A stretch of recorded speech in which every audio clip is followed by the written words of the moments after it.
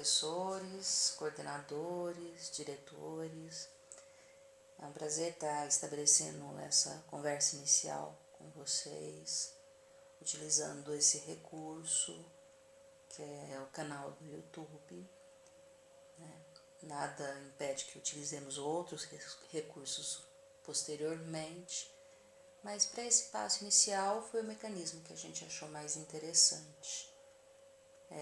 Também estamos abertos a contatos através de e-mail, telefonemas, qualquer assunto de ordem pedagógica no qual possamos apoiá-los, por favor. Vou me apresentar. Eu sou Giovana, PCNP, professora, coordenadora do Núcleo Pedagógico de História. Junto com Marcelo, respondo pela área de Humanas, dentro das nossas especificidades de licenciatura. E estamos aqui para estabelecer esse diálogo inicial, até para colocar em destaque alguns pontos que devem ser garantidos nesse momento que a gente está vivendo. A gente sabe que é uma fase difícil de adaptação. Nós de História falamos tanto em pestes, epidemias, mas acredito que ninguém pensou que fosse vivenciar essa situação e que ela trouxesse uma nova ordem social, pedagógica, para o qual, sinceramente, para as quais não estávamos preparados, né? E dentro desse processo a gente está se adaptando, está se adequando, tentando encontrar mecanismos de forma que o ano letivo aconteça e que os alunos, pelo menos nesse primeiro bimestre, tenham habilidades essenciais e selecionadas, desenvolvidas, né? Então a gente teve que pensar nas situações, nas variáveis possíveis para estar dialogando com todas as dificuldades que a gente possa ter, né? Porque nós não temos um quadro linear de alunos que vai falar, olha, ele tem acesso à internet, ele tem acesso à TV Educação, ele tem acesso a determinadas condições. Dentro de uma mesma sala, a gente vai ter um nível de heterogeneidade extrema. E a gente tem que adequar esse plano de aula, né, que vai garantir as habilidades essenciais mínimas, de forma a contemplar essas variáveis dos nossos alunos. Então, nós tínhamos que, no primeiro momento, eu quero fazer um percurso histórico disso, para que a gente defina realmente se tudo está sendo desenhado, delineado, de forma que esses dias sejam contabilizados como dias letivos, né?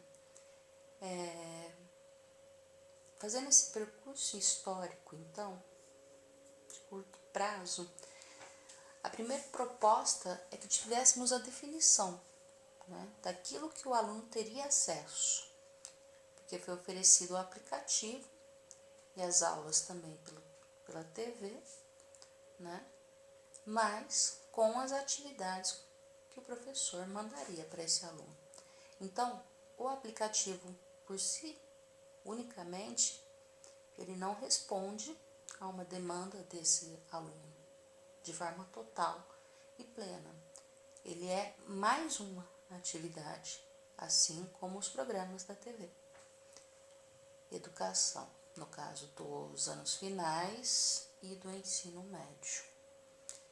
E a gente tem essa possibilidade do aluno estar buscando material na escola, né, mas dentro daquele limite de um material que é previsto para a língua portuguesa e matemática, e o currículo na versão estendida, que contempla a área de humanas, somente na versão digital, né? Seria uma opção, então, o professor criar mecanismos do aluno ter acesso a isso, seja de forma digital ou seja de forma impressa, como algumas escolas fizeram e eu fiquei sabendo, né? Selecionando materiais para disponibilizar para os alunos. Então, houve todo um movimento inicial do professor, da escola, está identificando esse perfil do aluno e como que as atividades chegariam a ele, de que forma que elas vão ser devolvidas também. Porque a gente pensa no processo, no desenvolvimento dessas aulas, com autonomia, com disciplina do aluno, mas também no fechamento dessas aulas. Então, houve esse movimento, vocês desenvolveram as aulas, fizeram planejamento de acordo com aquilo que está estruturado, considerando também as aulas disponíveis no aplicativo. Então, um professor que tem 4 aulas considerou isso e o tempo de atividade. Lógico que a matemática, matematicamente isso não vai bater de forma cronológica como acontece em sala de aula, Mas a gente pensou mais ou menos dessa forma ao desenvolver o plano de aula. A proposta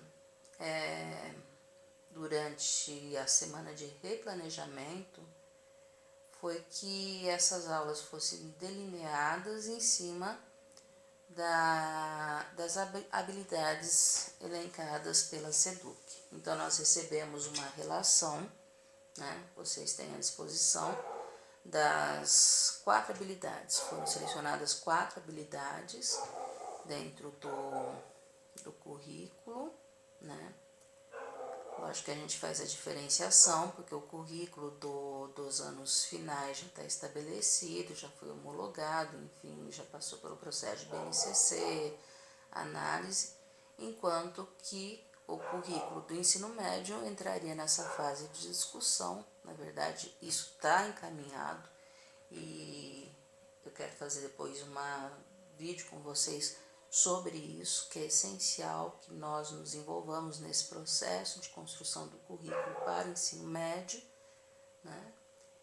E foram elencadas essas 4 habilidades.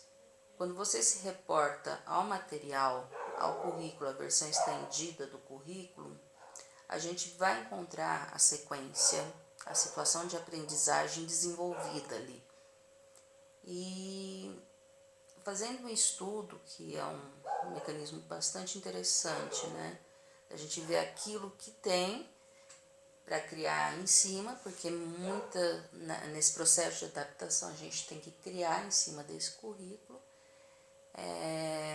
Fazendo esse mecanismo de estudo e adaptação, a gente vê que as atividades vinculadas a essas habilidades elencadas em história, elas estão desenvolvidas a facilitar o protagonismo do aluno e esses momentos de estudo individual. Isso acaba sendo um facilitador a partir do momento em que a gente tem essa estrutura, essa reorganização desse como fazer, que está sendo desenvolvido agora por vocês.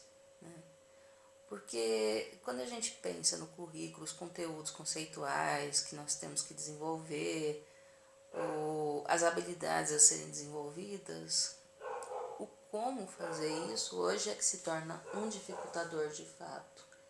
E ao analisar o currículo, a gente vê que o passo a passo dele garante, de certa forma, que os alunos assumam esse papel protagonista e consigam ter procedimentos ali dentro daquelas atividades que permitem identificação, comparação, interpretação e análise. Lógico que o professor faz muita falta, aquele convívio, aquele diálogo, aquela discussão, aquele direcionamento, aquela mediação faz muita falta. Mas, de certa forma, a seleção de bons textos, boas imagens, bons filmes viabilizam que o processo que acontecerá posteriormente seja facilitado se a gente garantir determinadas situações. Então, quando você pega a organização do material, do currículo, a gente vê a estrutura dele focada na sensibilização, que acontece prioritariamente esse diálogo entre professor e professora. E muitos professores estão encontrando esse mecanismo de dialogar com seus alunos, né? Pode ser via aplicativo, pode ser via outros mecanismos que a escola decidiu adotar, mas que é um momento essencial realmente para que a gente tenha esse parâmetro do conhecimento prévio que o aluno tem de determinado assunto. Então a gente já vê uma primeira atividade, né, de adequação ao material quando a gente percebe que esse retorno, esse feedback que os alunos nos dão, é uma coisa que é essencial para a gente ter continuidade. E a gente vai estar lidando então com pressupostos a partir daí então. Que um bom texto, às vezes um texto introdutório, um texto de reflexão, um questionamento bem feito pelo professor, a boa pergunta, pode estar ajudando para antecipar essa situação de contextualização, né?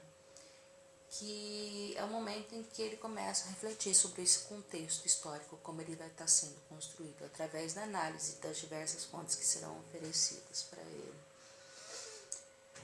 Análise de fontes, né? Então, isso já é uma prática do professor de humanas. A diversificação das fontes é o meio pelo qual a gente trabalha em história, né? Apresentar diversas fontes históricas e fazer análise das mesmas em atividade é o desenho que a gente tem no currículo e é uma prática, é um procedimento que o professor de humanas sempre teve, independente do currículo ou não. Existe o pressuposto, né, de oficina sobre filmes, então sempre há a expectativa de indicar um filme. E nesse momento é bastante interessante esse aluno que tem acesso realmente. Ele está sendo colocado perante bons filmes, recebendo essa indicação, mas também com perguntas, né, que levem esse aluno realmente a ver o filme com um novo olhar, com um olhar diferenciado. Isso é extremamente importante. A escola tem um material muito interessante que eu sempre faço questão de estar divulgando, mesmo porque ele trabalha com a premissa de usar o filme inteiro ou determinados trechos, mas já vem com um direcionamento pedagógico muito interessante, né? Que é aquela caixa, né, do currículo,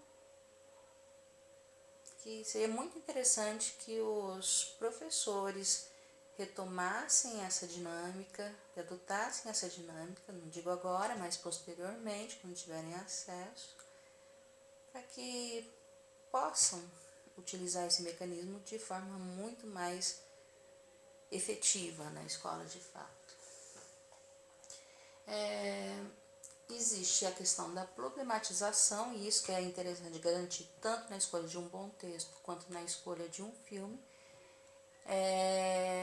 que se faça a problematização dessa situação, instigando com desafios e, por fim, fazendo o fechamento disso tudo, que é essa sessão de retomando que a gente pode garantir posteriormente. Então, essa organização é bastante facilitadora nesse processo. Tá? Dentro desse processo da adaptação, então, é interessante que o aluno ele tenha esses desafios, esses fechamentos, porque é justamente isso que vai dar a carga horária, né, dos estudantes de frequência e que é possível através da participação nos grupos de discussão virtual no aplicativo e da realização de atividades e trabalhos em papel solicitados pelo professor, que poderão ser entregues periodicamente na escola ou quando as aulas presenciais retomarem. Então, a preocupação realmente que o professor tem que ter de sempre estar mandando essa atividade, estar documentando, estar fazendo ações de avaliação escolar. Com outros modelos, mas que é pertinente, né? Considerar que diversos instrumentos podem ser utilizados e podem ter uma uma devolutiva. Dentre as opções dadas pelo documento orientador, daí vou me reportar a ele, a primeira a ser considerada é a realização das atividades propostas pelos professores, né?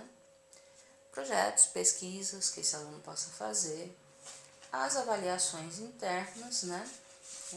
E dentro dessa proposta, a AP serve como referência para o professor de língua portuguesa e matemática, mas também pode ser adaptado a algumas situações, né, de outras disciplinas, visto que a competência leitora, às vezes não, está sempre presente dentro dessa avaliação e pode ser adequada a todas as situações. Né? Instrumentos para verificação do avanço nas aprendizagens de forma discursiva, né? Dependendo dos recursos que a escola tiver disponíveis, se for possível fazer uma avaliação de forma virtual, instrumentos para observação da participação e engajamento, né? Através da participação dos alunos durante as aulas, por exemplo, que acontece através do aplicativo, né? Que isso pode ser verificado no chat. E a autoavaliação, que nunca deve ser desconsiderada em momento algum da avaliação. Então, são esses os pressupostos que nós temos para estar avaliando os alunos. Hoje eu estava lendo um artigo no jornal e fazendo citação, lógico, a gente tem que citar, a Folha de São Paulo, o que os leitores odeiam na quarentena, né? Distância, demissões e aula online. Né? Mas o que um professor de Curitiba, Marcelo Rebisky, fala? Ser professor é mais que transmitir conhecimento em um determinado ambiente, como a sala de aula. É estar intimamente ligado em todas as suas possíveis formas de expressão com o ser humano.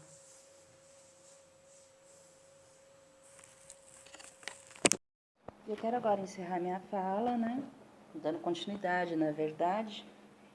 Eu estava citando o professor no artigo que eu estava lendo, e ele fala que a perda desse contato humano torna todo esse processo aniquilador e torturante. Combinado a isso, a angústia de saber, será que a gente está fazendo certo? Será que está saindo bem? Será que isso está bom? Será que vai dar conta? A gente tem que trabalhar muito bem essa questão dentro daqueles limites que nos são impostos nesse momento. Eu avalio esse vídeo, por exemplo, e eu vejo, olha, eu queria ter uma máquina melhor, eu queria fazer uma edição, o meu fundo tá péssimo, eu gesticulo muito, será que eu cometi erro de português? Eu queria algo profissional, e não é o que eu tenho, né? Mas quando a gente estabelece esse diálogo, é essencial a gente pensar o seguinte, a gente está fazendo o melhor. A gente está fazendo o melhor como a gente faz em sala de aula, e a gente está fazendo o melhor dentro dos limites que nos são impostos nesse momento. Sistematizando um pouco da minha fala, seria muito interessante que todos vocês se apropriassem do documento orientador, que veio referente a essas atividades à distância. Nós estamos reenviando para as escolas, eu sugiro que esse documento seja disponibilizado a todos, já foi na verdade, mas que seja objeto de uma leitura atenta, visto os procedimentos organizacionais, também pedagógico, que teremos que tomar nesse momento, né? Garantindo que nosso plano de aula e o desenvolvimento dessas aulas, elas contemplem as habilidades elencadas e priorizadas nesse mesmo documento. São 4 habilidades na área de humanas. Na história, nós temos 4 habilidades por série ano, e elas tiveram sua escolha baseada nos seguintes critérios. É essencial que a gente saiba que elas foram elencadas porque são essenciais para o percurso de aprendizagem dos estudantes, para que possam desenvolver aprendizagens posteriores. Habilidades que alunos podem desenvolver a partir de atividades não presenciais com maior autonomia. O tempo disponível para o desenvolvimento das atividades, considerando o número de aulas de cada componente curricular. Incluso a isso, as aulas oferecidas no aplicativo, lembrem-se disso, e as habilidades presentes nos materiais de apoio. O seguinte aspecto a ressaltar: vocês fizeram um levantamento daquilo que o aluno teria disponível, como esse contato seria realizado, né? Em alguns casos nós temos facilitadores, nós temos contato por e-mail, nós temos contato por internet, ele consegue usar o aplicativo, eu consigo um contato direto com esses alunos, mas nós temos que pensar na possibilidade do aluno só ter o material físico, né? E garantidamente nós temos o PNLD nos anos finais, visto que a versão estendida foi oferecida apenas de forma digital, né? Nós temos para os alunos de ensino médio o caderno, né, que é o guia de transição, visto que o currículo para o ensino médio está em construção, e as escolas podem ter conseguido outros trâmites, outras formas de estar mandando material para os alunos, seja via impresso, seja via e-mail, enfim. Toda essa diversidade que nós conheceremos através do contato com os coordenadores e posteriormente com vocês, né? Mas é interessante que vocês garantam que nos roteiros, né, para as aulas, vocês tenham lá os itens, número de aulas aqui que valem, habilidades a serem trabalhadas, atividades a serem realizadas e, essencial, instrumentos para verificação da aprendizagem. Porque são esses roteiros que garantem a frequência do professor, mas são os instrumentos para verificação da aprendizagem, as entregas que os alunos farão, que garantirão que se contabilize esses dias como letivos. É essencial garantir que o diário seja preenchido, preferencialmente na sua forma digital, não sendo possível na forma física, papel. Tá? Esses recursos que vocês estão utilizando são muito interessantes. Planejem boas aulas, a gente recomenda a utilização de filmes, é uma possibilidade. Existe nas escolas de ensino médio as caixas do Cinema Vai à Escola, que faz parte do programa Cultura é Currículo. Lá tem um material orientador de como se trabalhar com filmes, isso está disponível online também, se vocês procurarem pelo Cultura é Currículo, pela FDE. E é bastante interessante a gente entender um pouco desses mecanismos e apoiá-los para resolver essas angústias, trocar informações. Por isso que posteriormente a gente, tendo a certeza de que todos se apropriaram também e têm acesso à ferramenta Teams, que nossas conversas futuras elas sejam desenvolvidas ao vivo, né? A gente quer chegar a isso e é uma tentativa que faremos. Então, busquemos junto ao coordenador repertoriar sobre isso, esperamos que todos tenham acesso para que possamos conversar ao vivo. Mas, de início, nós trouxemos essa proposta de um vídeo gravado no YouTube. Talvez não seja o ideal, mas com uma apresentação inicial atende a essa demanda, né? E nos colocamos nesse momento à disposição para atendimento via e-mail. Se vocês tiverem dúvidas, o coordenador irá passar para vocês o e-mail do núcleo pedagógico, eu encaminho para a pessoa com quem vocês querem falar, dúvidas no aspecto pedagógico, logicamente, e a gente vai tentando se apoiar nesse momento, não só para resolver essas angústias que são comuns a todos nós, mas também para que vocês nos deem sugestões de pautas, de que tipo de diálogo a gente pode estar estabelecendo para que realmente a gente consiga fortalecer essa relação. Que minimamente eu acho que a gente tem que garantir a tranquilidade nesse processo, né? E a gente está aqui para trazer esse apoio, trazer essa força, trazer essa torcida para que tudo retome a sua normalidade, para que nossos alunos voltem para as escolas, para que todos fiquem saudáveis e bem, que é isso que a gente mais quer, que todos fiquem bem nesse processo. Um abraço a todos E lembre-se, estamos à disposição. Quaisquer dúvidas, mandem por e-mail e tentaremos mesmo, com afinco, estabelecer um diálogo direto com vocês através da ferramenta Teams. Foi objeto de orientação na TPC feita pela IFAP na semana passada, mas vamos tentar realmente fazer com que isso seja funcional. Obrigada.